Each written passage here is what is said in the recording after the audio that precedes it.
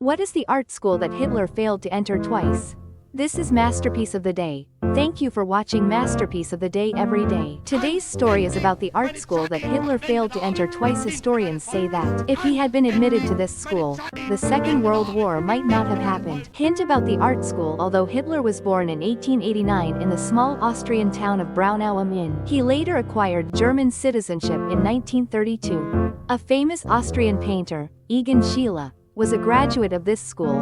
Egon Schiele entered this art school in 1906. Looking at the timing of admission, if Hitler had entered this school, he would have studied together with Schiele. What is the art school that Hitler failed to enter twice? The answer is the Academy of Fine Arts Vienna.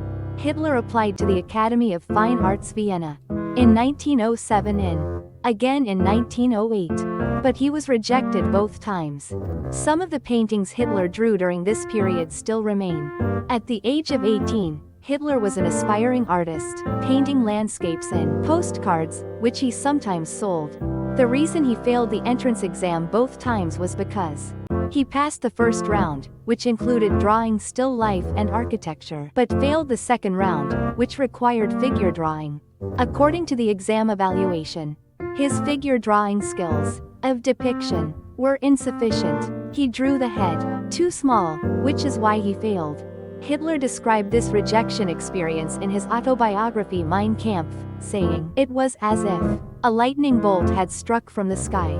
It was that shocking." When Hitler failed the first exam and was preparing for the second one, in the fall of 1907, his mother also passed away. A series of misfortunes. Even amid such hardship, he tried to make a living by selling paintings and probably prepared with all his heart. It's quite unfortunate.